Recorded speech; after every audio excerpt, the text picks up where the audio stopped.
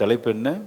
வெற்றிக்கும் தோல்விக்கும் என்ற தலைப்பில் அந்த கொடுக்கப்பட்ட ஆதார வசனத்தை நாம் வாசிக்க கேட்போம். யோவான் 21:6. அப்பொழுது அவர், நீங்கள் படவுக்கு வலதுபுறமாக வலையை போடுங்கள், அப்பொழுது உங்களுக்கு அகப்படும் என்றார். அப்படியே அவர்கள் போட்டு திரளான மீன்கள் அகப்பட்டதினால் அதை இழுக்க மாட்டாதிருந்தார்கள். நமக்கு எல்லாருக்குமே தெரியும் இந்த சம்பவத்தின் பின்னணி. பேதுரு தோற்று போன இடத்துல ஆண்டவர் அவனுக்கு நல்ல ஒரு கைடன்ஸ் கொடுக்குறார். வலதுபுறமாக போடுப்பா வலைய, இவ்வளோ நேரம் நீ இடதுபுறமாக போட்டுட்டு இருந்திருக்க, ரைட் சைடு போடு என்று காட்ஸ் கைடன்ஸ், கர்த்தருடைய ஆலோசனை கொடுத்த போது அப்படியே கீழ்ப்படிந்தார்கள். அல்லேலூயா. திரளான மீன்களை பெற்றுக்கொண்டாங்க. அப்போ தோற்று போன இடமாகிய அந்த வெறுமையான இடத்துல கர்த்தருடைய ஆலோசனை வரும்போது ஜெயமாய் மாற்றினார்கள். அல்லேலூயா. வெற்றிக்கும் தோல்விக்கும் நீங்கள் தோற்று போய் அநேக இடத்துல வந்திருக்கலாம். நம்முடைய சொந்த முயற்சி என்பது இடதுகை குறிக்கிறது, வலதுகை என்பது தேவ சித்தம். ஆமென். காட்ஸ் கைடன்ஸ், தேவனுடைய ஆலோசனை. பாருங்கள், வலது கைக்கும் இடது கைக்கும் எவ்வளோ டிஃப்ரென்ஸ். இந்த இவ்வளோ தான் டிஸ்டன்ஸு. சின்ன ஒரு கீழ்ப்படிதல் பெரிய மாற்றங்களை நம்முடைய வாழ்க்கையிலே கொண்டு வரும், சந்தேகமே இல்லை. அல்லேலூயா. அப்போ நம்ம தோற்று போன இடத்துல ஜெயம் வேணும் அப்படின்னா காட்ஸ் கைடன்ஸ் என்ன? ஆண்டவரே சொல்லும் அடியேன் கேட்கிறேன். நீங்கள் என்ன சொல்கிறீங்க ஆண்டவர், நான் அதை அப்படியே செஞ்சிடுறேன். நோ கொஸ்டினிங், கேள்வி கேட்க மாட்டேன், சந்தேகப்பட மாட்டேன், அவிசுவாசப்பட மாட்டேன். அப்படியே பேதுரு சும்மா சாதாரண ஆள் நினச்சிடக்கூடாது. சீமோன் சகலகலா வல்லவர், அவர் நல்ல மீன் பிடிக்க தெரியும், திறமசாலிங்க.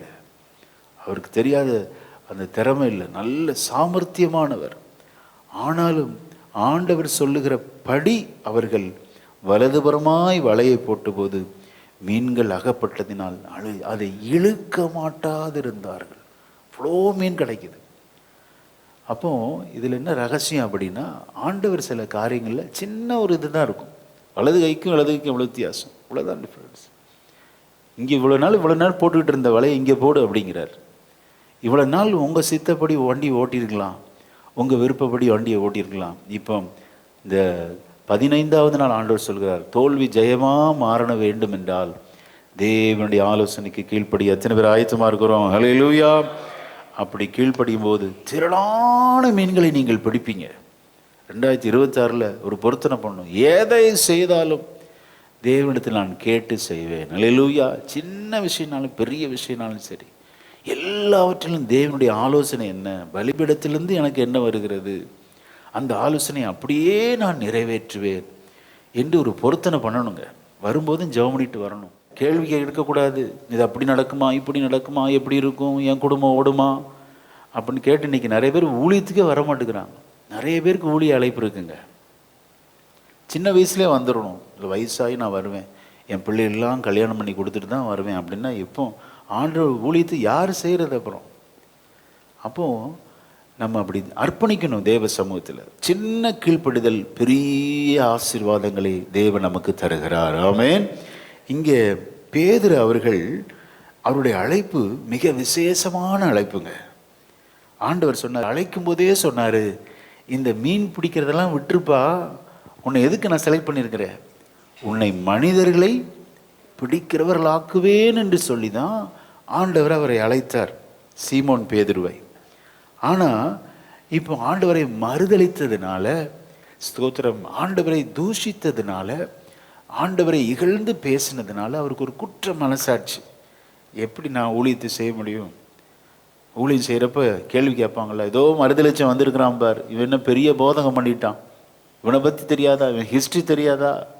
இப்போ இவருக்குள்ள ஒரு கில்ட்டி கான்சியஸ், என்ன குற்ற மனசாட்சி அப்படின்னா, நம்ம எல்லாரும் இப்படி சொல்லுவாங்களே, எப்படி ஊழியம் செய்ய முடியும், சரி மீண்டும் நம்ம பழைய தொழிலுக்கே போயிடும் அப்படின்னு இவர் ஒரு முடிவு எடுக்கிறார். எங்கே அப்படின்னா, கலிலேயா கடற்கரையில் எல்லா சீஷர்களும் கூடுறாங்க.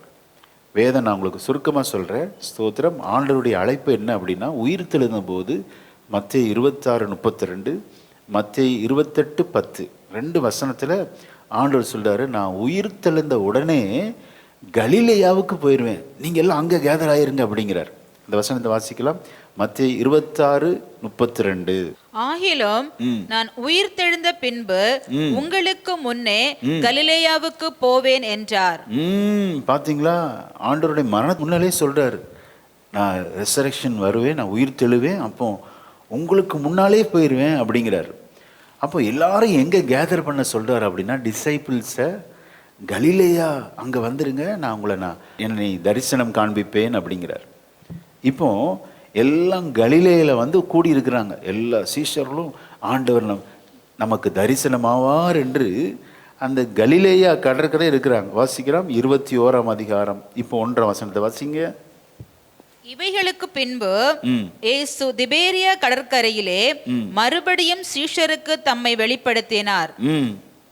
வெளிப்படுத்தின விவரமாவது, சீமோன் பேதுருவும் திதிமு எனப்பட்ட தோமாவும் கலிலேயா நாட்டில் உள்ள கானா ஊரானாகிய நாத்தான்வேலும் செபதேயுவின் குமாரரும் அவருடைய சீஷரில் வேறு 2 பேரும் கூடியிருக்கும் போது எல்லாம் கேதர் ஆயிருக்கிறாங்க. ஆண்டவர் சொன்ன அந்த மத்தேயு 26:32, 28, 10 சொன்ன கலிலேயாவுக்கு வந்துடுவேன்னு சொன்னதை அப்படியே கீழ்ப்படிஞ்சு போகிறாங்க. இப்போ ஒரு ஆள் சேட்டை பண்ணிட்டார். யார் அப்படின்னா சீமோன் பேதுரு. 3ஆம் வசனத்தை வாசிக்கலாம். அவருடைய அந்த தவறுதலை கவனிங்க. 3ஆம் வசனத்தை வாசிங்க. சீமோன் பேதுரு மற்றவர்களை நோக்கி, மீன் பிடிக்க போகிறேன் என்றான். அதற்கு அவர்கள், நாங்களும் உம்முடனே கூட வருகிறோம் என்றார்கள். அவர்கள் புறப்பட்டு போய் உடனே படவேறினார்கள். அந்த ராத்திரியிலே அவர்கள் ஒன்றும் பிடிக்கவில்லை. அல்லேலூயா. இந்த வசனத்துல ஒரு பெரிய மெசேஜ் எடுக்கலாங்க. என்னைக்கு பின்மாற்றக்காரர்கள் கூட சேர்றோமோ நாமும் பின்மாறி போயிடுவோம். இந்த சீமோன் பேதுரு இப்போ பேக் ஸ்லைட்லிங்கில் இருக்கார், பின்மாற்றத்தில் இருக்கிறார்.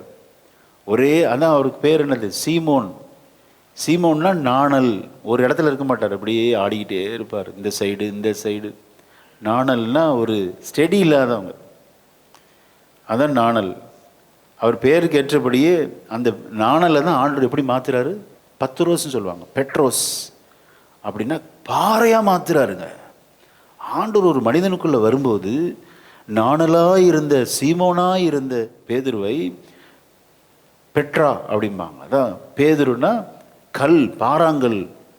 அப்படி மாற்றி திருச்சபையை, பேதுருவை அந்த ஃபவுண்டராக வச்சு அவர் மேலே கட்டுறார். என் சபையை நான் கட்டுவேன், பாதாளத்தின் வாசல் அதை மேற்கொள்ள, இந்த கல்லின் மேல் என் சபையை கட்டுவேங்கிறார். எந்த கல்? அதான் பேதுரு வச்சு தான் கட்டுறார். அப்படி உங்களை அற்பமாக நினச்சிடக்கூடாது. நம்மை சோத்திரம் அப்படி வீக்காக இருக்கிற நம்மை கொண்டு தான் சபையை கர்த்தர் கட்டுவார். அல்லேலூயா. இப்போ பேதருக்கு ஒரே ஆசிலேஷன், நான் மீன் பிடிக்க போகிறேன் அப்படிங்கிறாரு பாருங்க. இப்போ கூட இருந்த 2ஆம் வசனத்தில் கிட்டத்தட்ட 7 பேர் இருக்கிறாங்க, பேதுருவையும் சேர்த்து. எல்லாரும் சொல்கிறாங்க நாங்களும் வர்றோம் அப்படிங்கிறாங்க. பார்த்தீங்களா, ஒரு ஆளுடைய தவறுதல் எல்லாரையும் வழிவிலக பண்ணிடுச்சு. அப்போ லீடர் எவ்வளோ கவனமாக இருக்கணும், நம்முடைய பேச்செல்லாம் ரொம்ப கவனமாக இருக்கணும், மற்றவங்களை இடர பண்ணிடக்கூடாது. இங்கே சீமோன் பேதுரு மீன் பிடிக்க போகிறேங்கிறார். அவருடைய அழைப்பையே மறந்துட்டாருங்க. ஆண்டவர் அவரை அழைத்த போது எப்படி அழைத்தார், இனி உங்களை மனிதர்களை பிடிக்கிறவர்கள் ஆக்குவேன். அழைப்பே மறந்துட்டார் பாருங்க. எல்லாம் டோட்டல் லாஸ். இப்போ ஆண்டவர் இல்லை, அழைப்பு போயிடுச்சு. இப்போ தோல்வியில் முடிகிறது. 0. முழுவதும் பிரயாசப்பட்டார்கள், அவர்கள் ஒன்றும் பிடிக்கவில்லை. ஆமென். ஒன்று புரிஞ்சுக்கணும், நம்ம வாழ்க்கையில் என்னைக்கு தேவ சித்தத்தை விட்டு வெளியே போகிறோமோ, தேவன் அழைத்த அழைப்பிலிருந்து சுயமாக முடிவெடுத்து நாம் போகிறோமோ, எல்லாம் 0ங்க, ஒன்றுமே இருக்காது. தோல்வியில் போய் தான் முடியும். இப்போ ஆண்டவர் பார்க்குறாரு, ஐயோ இவர்களை வைத்து தானே என் சபையை நான் கட்டணும், இப்படி பேக் ஸ்லைடில் இருக்கிறாங்களேன்னு சொல்லி ஆண்டவர் மனதுருகி ஆமேன் அவர்களுக்கு தரிசனமாகிறார். அல்லேலூயா. என்னத்தான் ஆண்டவரை விட்டு நம்ம தூரம் போனாலும், நான் யோசித்து பார்த்தேன், வேற ஆளே இல்லையா, இந்த சீமோன் பேதுரு வச்சு தான் கட்டணுமா? அது தேவ திட்டங்க, தேவனுடைய அனாதி இரக்கங்கள். அவருடைய கருணை, அந்த காருண்யம் எல்லாம் நம்ம மேல இருக்கிறதுனால அவரை விட்டு நம்ம எங்கேயும் போகவே முடியாது. அல்லேலூயா. அனாதி தீர்மானங்கள் நம்முடைய வாழ்க்கையில் நடந்தே ஆகும், விடமாட்டார். அவர் இல்லாமல் வாழ்க்கை எப்படி சக்ஸஸ் ஆகிருமா? ஜீரோ ஆக்கிடுவார். ஜீரோ ஆக்கி அப்படியே வச்சிருப்பார். வச்சிருக்கிற நேரத்தில் நம்மை தேவன் சந்திப்பார். அல்லேலூயா. ஒரு மனிதனை எங்கே சந்திக்கிறார் அப்படின்னா தோல்வியுற்ற இடத்தில் சந்திக்கிறார். ஆமென். நீங்கள் எங்கே தோற்று போனீங்களோ அதே இடத்தில் ஆண்டவர் உங்களை தலை நிமிர செய்கிற தேவன். ஆமென். விசுவாசிக்கிறீங்களா? அப்படியே தோற்று போக விட மாட்டார், நம்மளை ஜெயிக்கிறவர்களாக மாற்றுவார். ஆமென். எப்படி? அவர் நேரடியான தரிசனம். விடியற் காலமான போது, இப்போ சூரியோதயம் வருகிற நேரத்தில் ஆண்டவர் அவர்களுக்கு தரிசனமாகிறார். அறியாதவர்களைப் போல தரிசனமாகிறார். பல நேரங்களில் தேவன் நம்மோடு எப்படி இடைபடுவார்னா, அப்புறம் போகிறவர் போல. ஒரு பஸ்ஸில் பார்த்தீங்கன்னா போகும்போது சில பேச்சு கொடுப்பாங்க, அப்படி பேசுகிறது போல கூட திடீர்னு வருவார். நம்ம கண்டுபிடிக்கிறது ரொம்ப கஷ்டம். வந்து நம்மோடு பேசி நம்முடைய மன ஐயங்களை நீக்கி எம்மா ஒரு சீஷர்களை திடப்படுத்தினாரே. ஹல்லேலூயா. திடப்படுத்தி அவர்கிட்ட கேட்குறார், பிள்ளைகளே அப்படிங்கிறார். நம்ம என்னத்தான் ஆண்டவரை மறுதளித்தாலும், ஆண்டவரை விட்டு விலகி தூரம் போனாலும் அவர் நமக்கு தகப்பனாகவே இருக்கிறார். அல்லேலூயா. ஆமென். எவ்வளோ அருமையான தேவன் பாருங்க. நம்மன்னா சோத்திரம், இவர் இல்லாட்டி இவர் மாற்றிக்கிட்டு போயிட்டே இருப்போம். ஆனால் ஆண்டவர் பேதுருவை விடவே இல்லைங்க. பிள்ளைகளே, மக்களே அப்படிங்கிறார். இந்த வசனத்தை வாசிங்க. ஸ்தோத்திரம். 5 வசனத்தை வாசிக்கலாம். இயேசு அவர்களை நோக்கி, பிள்ளைகளே, புசிக்கிறதற்கு ஏதாகிலும் உங்களிடத்தில் உண்டா என்றார்.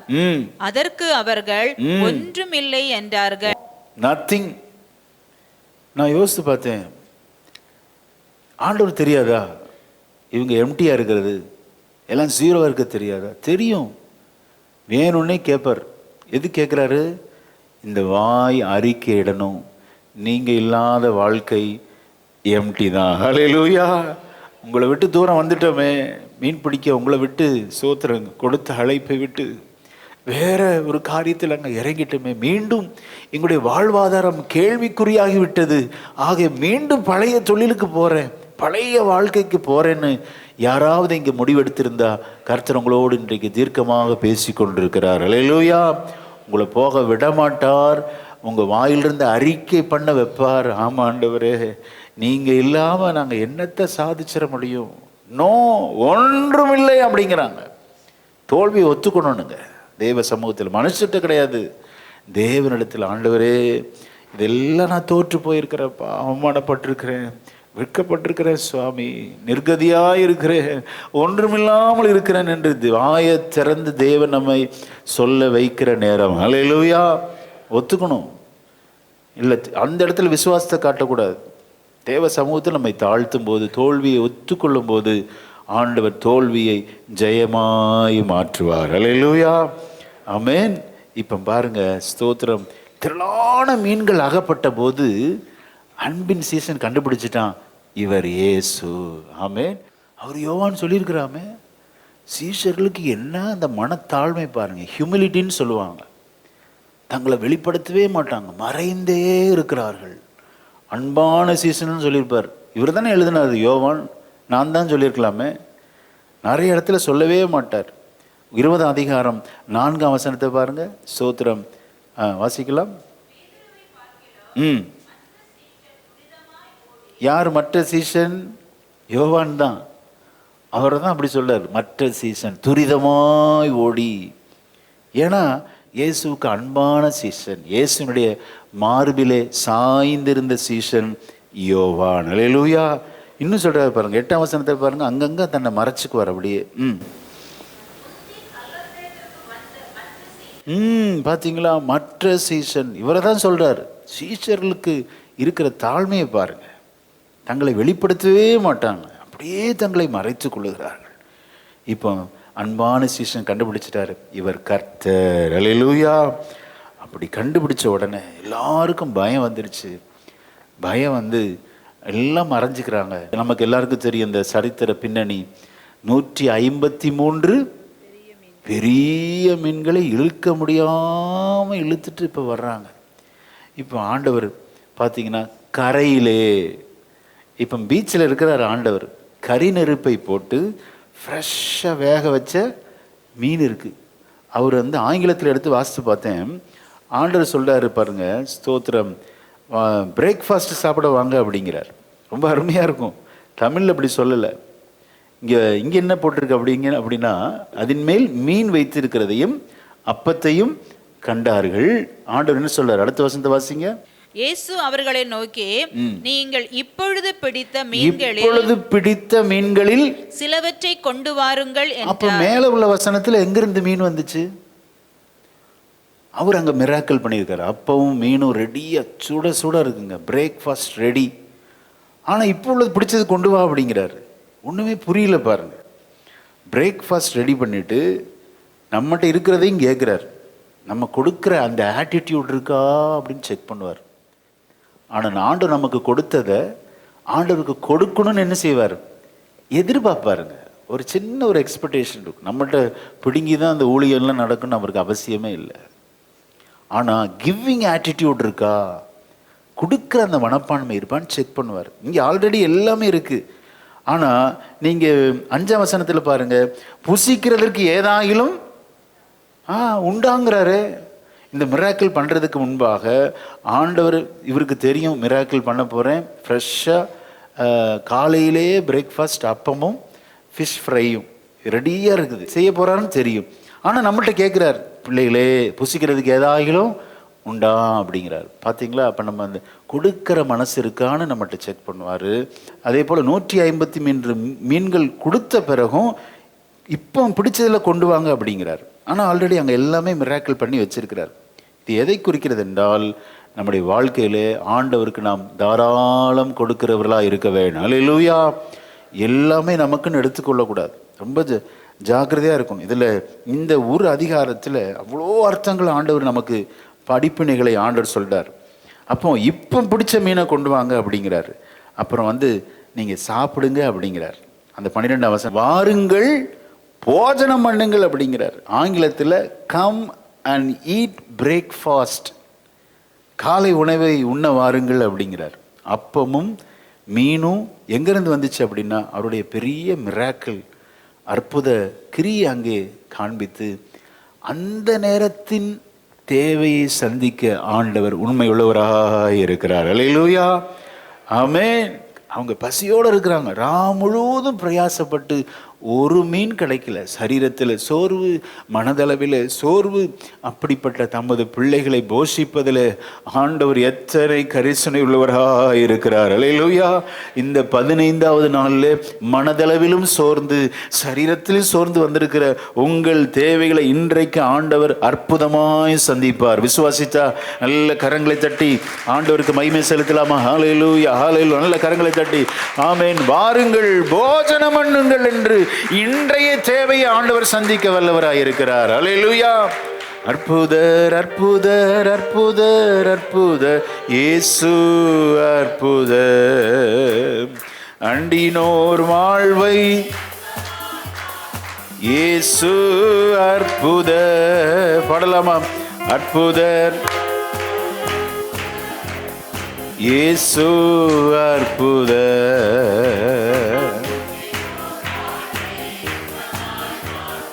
இயேசு அற்புதர். எல்லோரும் பாடுங்கள்,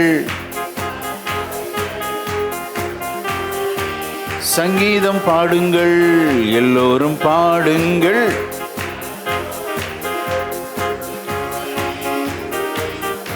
ஓ அற்புதர் அற்புதர் இயேசு அற்புதர், அண்டினோர் இயேசு அற்புதர். அல்லேலூயா. ஜீரோ, ஒன்றுமில்லை. ஆண்டவர் படகை நிரப்பிட்டாருங்க. தோல்வியை கர்த்தர் ஜெயமாய் மாற்றுகிறவர். ஆமென். இப்போ வெற்றி கிடைச்சிருச்சு. 153 துடித்து கொண்டிருக்கிற ஃப்ரெஷ் ஃபிஷ். கேட்குறதுக்கே எவ்வளோ அழகாக இருக்கு பாரு. இங்கே மீன் அப்படியே ஃப்ரெஷ்ஷாக இருக்குது, துடிச்சிக்கிட்டு இருக்கு. 153 பெரிய மீன்கள் பெரிய வெற்றி ஆண்டவர் நமக்கு தர வல்லவராய் இருக்கிறார். அல்லேலூயா. இப்போ தோல்வி வெற்றியாய் மாறிடுச்சு. இப்போ அடுத்த ஒரு வெற்றிக்குள்ள தேவன் பேதுருவை அழைக்கிறார். அல்லேலூயா. அது மிகப்பெரிய வெற்றி. என்ன வெற்றி அப்படின்னா தமது ஊழியத்திற்கு. அல்லேலூயா. இப்போ இவ்வளோ இருக்க உனக்கு கொடுத்துருக்கேனே, 153 பெரிய மீனை கொடுத்துருக்கிறேனே. இப்போ அடுத்த வெற்றி என்ன அப்படின்னா, ஸ்தோத்திரம், என்னுடைய இவர்களிலும் என்னை அதிகமாக நேசிக்கிறாயா அப்படிங்கிறார். ஒரு கேள்வி, 3 கேள்வி நமக்கு கேட்குறார். பேதுருவிட்ட கேட்குறாரு பாருங்க. அந்த வசனத்தின் மைய பகுதியில் பாருங்க, வாசிக்கலாம். யோனாவின் குமாரனாகிய சீமோனே,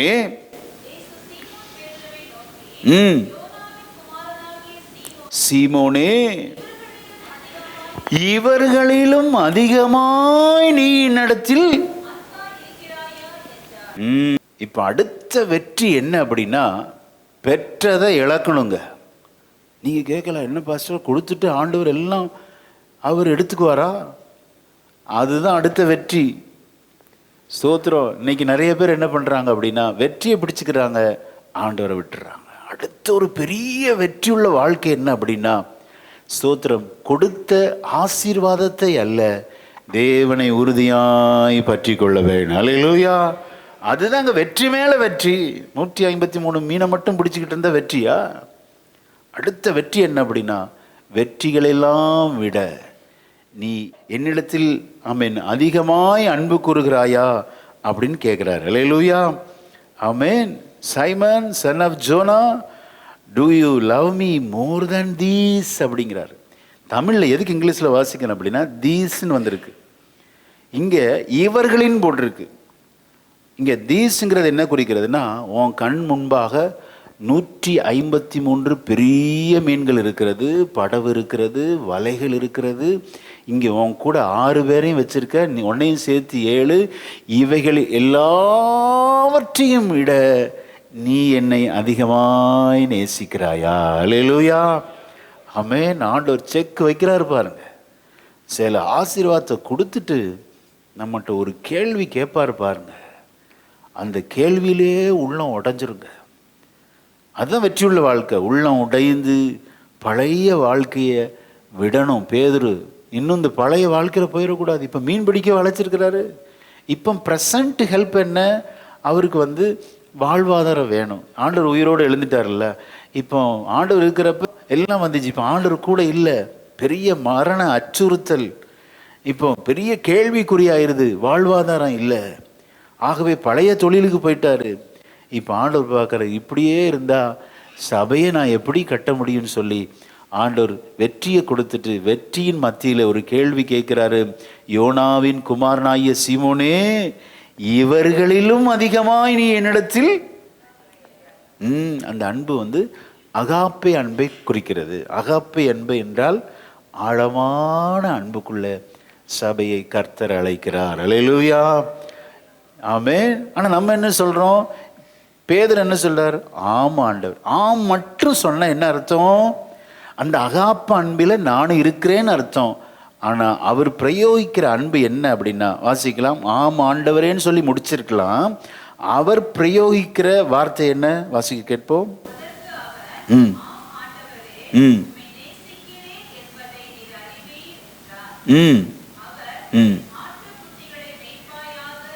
இதுல பல அர்த்தங்கள் இருக்குங்க. ஆண்டவர் கேட்கறது அகாப்பே அன்பு, ஆழமான அன்புல சபை அழைக்கிறார். ஆனா பேதுரு சொல்ற பதில் என்ன? ஆம் ஆண்டவரே உம்மை நேசிக்கிறேன். அந்த நேசம்ங்கிற அந்த பதத்துக்கு கிரேக்கத்தில் சொல்லப்படுகிறது பாசம். பாசம் என்றால் கிரேக்கத்தில் ஃபிலியோ. ஃபிலியோன்னு என்ன அர்த்தம்? அகாப்பே அன்பு வேற. ஆண்டவர் சொல்றார், என்னிடத்தில் அன்பாயிருக்கிறாயா? இவன் சொல்றான், நான் உம்மை நேசிக்கிறேன். ஃபிலியோன்னு சொல்றார். ஆண்டவர் எதிர்பார்க்கிறது அகாப்பே, இவன் சொல்றது ஃபிலியோ. ஃபிலியோன்னா பாசம். இப்போ பெற்றோருக்கும் பிள்ளைகளுக்கு இருக்கிற அந்த அன்பு இருக்கு, அந்த அன்பை தான் இங்கே பேதுரு சொல்றாரே ஒழிய ஆண்டவர் விரும்புகிற அன்புக்கு வரமாட்டேங்கிறார். இப்போ ஆண்டவர் விடமாட்டார். என்னைக்கு நம்ம ஆண்டவர் விரும்புகிற அன்புக்கு வர்றோமோ மீண்டும் மீண்டும் நம்மிடத்துல கேள்வி வந்து கொண்டே இருக்கும். அல்லேலூயா. ஆமென். அந்த ஒரு கேள்வி பல காரியங்களை சொல்றது. இவர்களிலும் என்னை அன்பாய் இருக்கிறாயா அப்படிங்கிற. இவர்களிலும் அப்படின்னு என்ன அர்த்தம்? ஆம் ஆண்டவரே நம்ம சொல்லியிருக்கலாம், சொல்ல முடியாது. ஏன் அப்படின்னா, ஆமாம் நான் பழைய வாழ்க்கைக்கு நான் திரும்பிட்டேன், என்னோட கூட இந்த 6 சீஷரையும் நான் கூட்டிகிட்டு போகிறேன் ஆண்டவரே, நீங்கள் கேட்குற அன்பு என்னிடத்துல இல்லைன்னு சொல்லி ஒத்துக்கொள்ளுகிறான். அல்லேலூயா. ஆண்டு நம்மிடத்தில் எதிர்பார்ப்பது அகாப்பே அன்பு, ஆழமான உறவுக்குள்ள ஆண்டவர் அழைக்கிறாருங்க. அப்படி அழைக்கும் போது கர்த்தர் கொடுக்குற உன்னதமான வேலை என்னவென்றால், என் ஆட்டுக்குட்டிகளை, வெறும் ஆடுன்னு சொல்லிருக்கலாம், என் ஆடுங்கிறார் பாருங்க. அப்போ நீங்களும் நானும் யாரு? சோத்திரம், ஆண்டவருடைய ஆடுகள். எவ்வளோ கவனமாக இருக்கணும். சபை ஊழியங்கிறது ஒரு கத்தி மேலே நடக்கிறதுங்க, சும்மா கிடையாது. ஆண்டுடைய சபை அல்லவா, அவர் விருப்புகிறபடி தான் சபையை மேய்க்கணும். இதில் சோத்திரம் அது சொல்லும்போது கரெக்டாக உணவளி அப்படிங்கிற, கரெக்டாக ஃபீட் பண்ணு அப்படிங்கிறார். ஆங்கிலத்தில் சொல்லப்படுகிறது ஃபீட் மை லேம்ஸ். அப்போது ஜனங்கள் விரும்புகிறபடிலாம் போதிக்கலாமா? இப்போ நீங்கள் உங்கள் பிள்ளைகளை வளர்க்குறீங்க, அவங்க கேட்குறதுலாம் எது? லேஸு, குர்குரே இதான் கேட்பாங்க. டெய்லி பிரேக்ஃபாஸ்ட் லேஸை வாங்கி கொடுத்துட முடியுமா?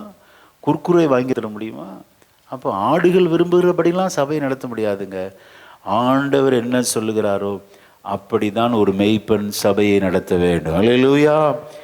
என் ஆட்டுக்குட்டிங்கிறார் பாருங்க. எல்லா இடத்தையும் திருப்பி திருப்பி பார்த்தேன், என் ஆடுகளை மேய்ப்பாயாக அப்படிங்கிறார். 3 இடத்துலையும் பார்த்தீங்கன்னா சபை கர்த்தருடையது. ஆமென். இந்த கல்லின் மேல் என் சபையை கட்டுவேன். என் சபைங்கிறார். வெறும் சபைன்னு சொல்லியிருக்கலாம். என் சபை இரத்தத்தால் சிந்தி விலை கிரயம் செலுத்தப்பட்டு வாங்கப்பட்ட சபை. அப்போ எவ்வளோ விலையேறப்பெற்ற ஊழியத்தை சோத்திரம் சபை போதகன் கையில் கொடுத்துருக்கிறாருன்னா, சபை போதகன் எவ்வளோ கண்ணும் கருத்துமா அதை செய்ய வேணும். அல்லேலூயா. ஆடுகளின் விருப்பப்படி அல்ல, தேவன் என்ன ஆடுகளுக்கு போஷாக்கு கொடுக்குறாரோ அதை கொடுத்து தான் ஆக வேணும். அல்லேலூயா. ஸ்தோத்திரம். ஆக நமக்கு பிடிச்ச ஆகாரம் நிறைய நேரத்தில் வராதுங்க. சில கசப்பு நமக்கு வேணும். பேலன்ஸ் ஃபுட்னா என்ன? பாவக்காய் வேணும். அது 45 வயசுக்கு மேலே தான் தெரியும். 15 வயசு பாவக்காய் சாப்பிட்னா அது பிடிக்காது, கசப்பாக தான் இருக்கும். நல்ல மெச்சூர்டு அந்த ஏஜுக்கு தான் தெரியும் இதெல்லாம் வேணும், இதெல்லாம் சரீரத்தில் இல்லை, அதனால தான் இந்த சுகர்லாம் வந்துருச்சு. பேலன்ஸ் ஃபுட்டு இல்லை. ஆமீன். விரும்பினதே சாப்பிட்டு பழகியாச்சு. ஆமீன். கசப்பும் இந்த சரீரத்திற்கு எப்படி தேவையோ ஆன்மாவுக்கும் அப்பப்ப கண்டிப்பின் உபதேசம் மிகவும் அவசியம். அல்லேலூயா. இப்போ ஆண்டவர் கேட்குற கேள்வி உன்னை உடைக்குதுங்க. கேட்குற கேள்வி நம்ம எரிச்சல் அடையும், அப்படி தானே? திருப்பி திருப்பி ஒரே கேள்வி கேட்டால் நமக்கு எரிச்சலும் கோபம் தான் வரும். ஆனால் பேதுரு அவருக்கு துக்கப்பட்டு 17ஆம் வசனத்தை வாசிங்க. ம் ம் ம் ம் நேசிக்கிறாயா என்றார். ம் கேட்டபடினாலே துக்கப்பட்டு, ஆண்டவரே நீர் எல்லாவற்றையும் அறிந்திருக்கிறீர், அறிவீர் என்றான். அல்லேலூயா. துக்கப்பட்டு, அந்த வார்த்தை எதுக்கு யூஸ் பண்றாரு அப்படின்னா, அந்த 3 விஷயம் நீ மறுதளிச்சப்பா, அந்த பழைய நிலைமை மாறணும். இன்னும் நீ பின்மாற்றத்தில் போயிடக்கூடாது. இன்னும் பின்மாற்றத்தில் போனால் என் ஆடுகளை யார் மேய்ப்பார்கள்? இன்னும் பழைய வாழ்க்கைக்கு போயிடக்கூடாது. உன் படகு நிரம்ப இப்பொழுது மீன் இருக்கிறது, இதையெல்லாம் விடணும்.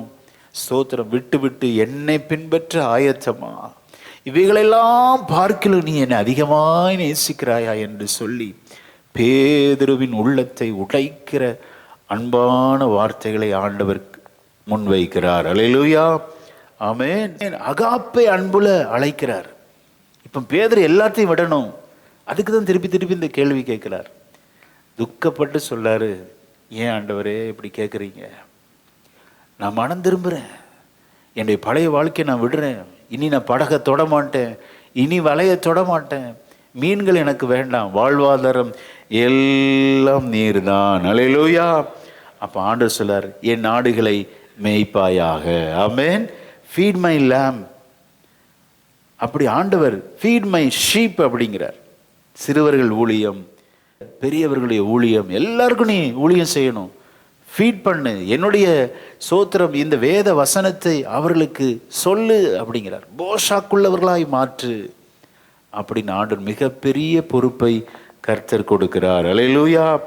சொல்லிட்டு சொல்றாரு, அவனுடைய அந்திம காலத்தை சொல்றார், நீ வயசாகும்போது இப்படி தான் சாவ அப்படின்னு சொல்லி அவர் முடிக்கிறார். கவனிங்க, இந்த அகாப்பை அன்பு குறித்து கிட்டத்தட்ட 9 இடங்களில் அவர் தன்னுடைய பேதுரு பொதுவான நிருபத்தில் அவர் பதிவு செய்து வைத்திருக்கிறார். 9 இடங்களில் 1 பேதுரு 2 பேதுரு எல்லாத்தையும் கூட்டி பார்த்தீங்கன்னா இந்த அகாப்பை அன்பை குறித்து இவர் புரிஞ்சுக்கிட்டார். கர்த்தர் என்ன எதிர்பார்க்கிறார் அப்படின்னா, ஆழமான உறவுக்குள் தேவன் என்னை அழைக்கிறபடினால் எல்லாவற்றையும் விட்டு விட்டு உமது ஊழியத்தை செய்ய நான் ஆயத்தமாக இருக்கிறேன் என்று தன்னை சமர்ப்பிக்கிறார். அல்லேலூயா. அதான் பெரிய வெற்றியுள்ள வாழ்க்கைங்க. நம்ம நினைக்கிறோம் எல்லாம் ஆண்டவர்கிட்டருந்து பெற்றுக்கொள்வது, அது தோல்வி தான். என்ன கேட்டால் அது பெரிய தோல்வி. அது நம்மை ஆண்டவர் பிரித்து விடும். எல்லாவற்றையும் விட தேவனை நாம் பக்கத்திலே வைத்துக் கொள்வது, அல்லேலூயா, ஆசீர்வாதங்களை விட அவர் சோத்ரா என் வலது பார்சத்தில் இருக்கிறபடியால் நான் அசைக்கப்படுவதில்லை. ஆசீர்வாதங்களை விட கர்த்தரை நாம் தக்க வைத்துக் கொள்வதில் கவனமாக இருக்கும். அதுதான் மிகப்பெரிய ஒரு வெற்றி. அல்லேலூயா. அப்போ ஆண்டவர் பாருங்க, அவன் கேட்டார் சோத்திரம், மீண்டும் மீண்டும் அவனை கேட்டு உணர்வடைய வைத்து அதுக்கப்புறம் தான் இந்த ஊழியத்தை கொடுக்குறார். அப்போ யாரெல்லாம் வேலையை விட்டுட்டு ஊழியத்துக்கு வர்றாங்களோ அவங்க சக்ஸஸ்ஃபுல்லாக ஊழியம் செய்வாங்க. அப்போது எதுக்கு சொல்கிறேன் அப்படின்னா, நம்ம ஆண்டவருக்காக இழக்க ஆயத்தம் என்றால் பெறுவது அதிக நிச்சயம். ஆமென். ஆனால் எதிர்பார்க்கக்கூடாது. ஊழியத்துக்கு வர்றவங்க எதிர்பார்க்கவே கூடாது. ஆண்டவருக்கு இழக்க ஆயத்தமா அப்படின்னா கண்மூடித்தனமாக அப்படி நம்ம ரெடியாக இருக்கணும். இன்றைக்கும் நிறைய பேர் உங்களை ஆண்டவர் ஊழியத்துக்கு அழைக்கிறார். அல்லேலூயா. ஆமென். இன்னைக்கு உடனே வாங்கன்னு சொல்லலை. இன்னைக்கு ஒப்பு கொடுங்க, ஏற்ற நேரம் வரும். உங்களை கையில் எடுத்து ஆண்டவர் பயன்படுத்துகிற நாட்கள் மிக சமீபம். ஆமென். ஆண்டவர்கிட்ட என்னை நான் அப்படி தான் அர்ப்பணித்தேன். ஒரு 5-6 வருஷத்துக்கு அப்புறம் தான் முழு நேர ஊழியத்துக்கு என்னை ராஜினாமா செய்து கடந்து வந்தேன். எதுக்கு சொல்கிறேன் அப்படின்னா, ஆண்டவருக்காக இழப்பது தாங்க பெரிய ஒரு வெற்றியுள்ள வாழ்க்கை. எத்தனை பேர் அந்த இழக்க ஆயத்தமாக இருக்கிறோம்? என்ன அமைதி ஆயிட்டீங்க? அல்லேலூயா. தன் ஜீவனை இழக்க விரும்புகிறவன் அதை பெற்றுக்கொள்வான். ஆமென். எந்த ஜீவனை? நித்திய ஜீவனையே நம்ம பெறுறோங்க, சும்மா கிடையாது. இங்கே இருக்கிற அநேகரை ஆண்டவர் ஊழியத்துக்கு அழைக்கிறார். இன்னைக்கு ஒப்பு கொடுங்க, உங்கள் வாழ்க்கை வெற்றியுள்ள வாழ்க்கையாய் மாறும். ஆமென். உங்களுடைய பிரயாசங்களை கர்த்தருடைய ஊழியத்தில் போடுங்க. கர்த்தர் கொடுத்த தாளந்துகள், வரங்கள், சோத்திரம், நல்ல தாட்ஸ், ஆட்டிடியூட், இதெல்லாம் ஊழியத்தில் செலவிடுங்க. பல மடங்கு ஆண்டவர் உங்களை பெருக செய்வார். அதுதான் வெற்றியுள்ள வாழ்க்கை. ஆமென். கர்த்தர் கொடுத்த நல்ல வார்த்தைக்காக ஸ்தோத்திரம். எல்லா ஸ்தோத்திரம் பண்ணுவோமா? ஹல்லேலூயா, ஹல்லேலூயா, ஸ்தோத்திரம். ஆமென். யோனாவின் குமாரனாகிய சீமோனே, இவர்களிலும் அதிகமாய் நீ என்னிடத்தில் அன்பாய் இருக்கிறாயா? ஆண்டவர் இன்னைக்கு கேட்கிறாருங்க உங்களை பார்த்து.